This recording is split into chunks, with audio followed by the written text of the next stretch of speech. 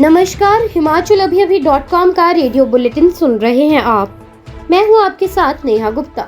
इस बुलेटिन में हम बात करेंगे प्रदेश भर की तमाम बड़ी खबरों के बारे में, लेकिन शुरुआत करेंगे मुख्य सुर्खियों के साथ। हिमाचल विधानसभा के प्रोटेम स्पीकर को राज्यपाल आर्लेकर ने दिलाई शपथ।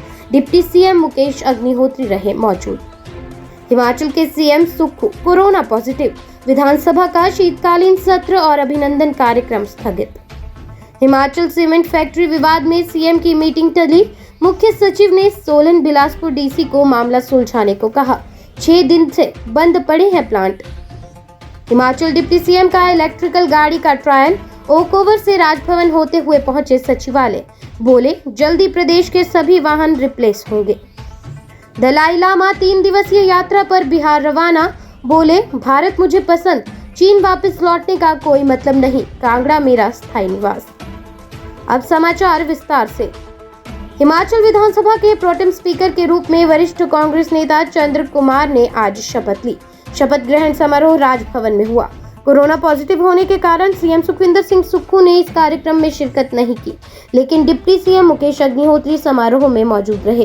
कांग्रेस के वरिष्ठ नेता और विधायक चंद्र कुमार जिला कांगड़ा के जवाली विधानसभा क्षेत्र से 6ठी बार चुनाव जीत कर आए हैं। चंद्र कुमार सबसे पहले 1982 में विधायक बने थे, जब ठाकुर रामलाल हिमाचल के सीएम थे। इसके बाद उन्होंने 1985, 1993, 1998 और 2003 में विधानसभा के चुनाव जीते और बाद में लोकसभा चले गए थे। जब भी विधानसभा गठित होती है तो विधानसभा में सबसे ज्यादा समय गुजारने वाले सदस्य या निर्वाचित सबसे वरिष्ठ सदस्य को प्रोटेम स्पीकर नियुक्त किया जाता है।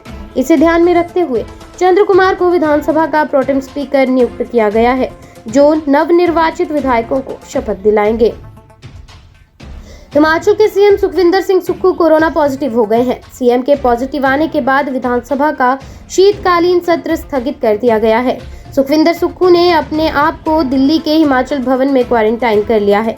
वो अगले 3-4 दिन दिल्ली में ही रुकेंगे। उन्हें हल्के लक्षण बताए जा रहे हैं। बीच बीच में हल्की खांसी भी हो रही है। सीएम के पॉजिटिव आने के बाद 21 दिसंबर को धर्मशाला में उनका अभिनंदन कार्यक्रम भी कैंसिल हो गया है।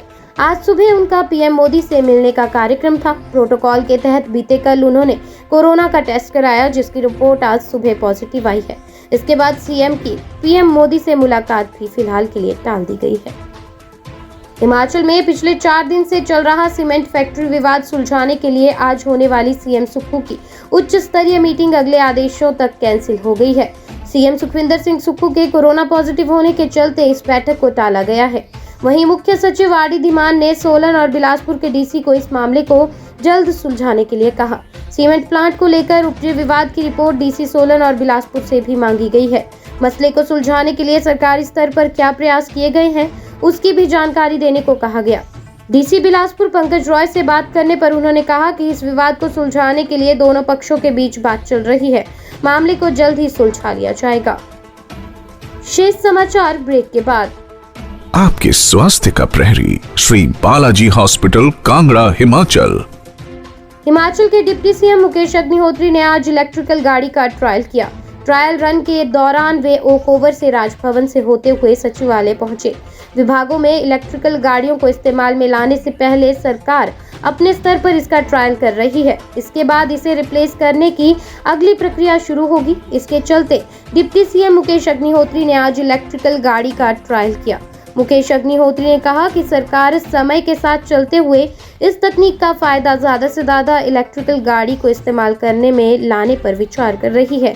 सरकार न केवल छोटी गाड़ियों को रिप्लेस करने के बारे में सोच रही है, बल्कि बड़ी वाहनों को भी इलेक्ट्रिकल व्हीकल में रिप्लेस किया जाएगा।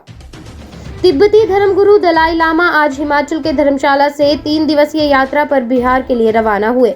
इस दौरान उन्होंने कहा कि चीन में वापस लौटने का उनका कोई मतलब नहीं है।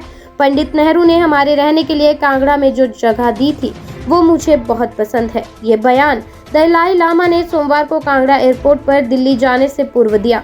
दलाई लामा ने कहा कि 62 सालों से ज्यादा समय से भारत उनका घर रहा है और उनमें से ज्यादातर वक्त वो यहाँ धर्मशाला में बिताकर खुश हैं।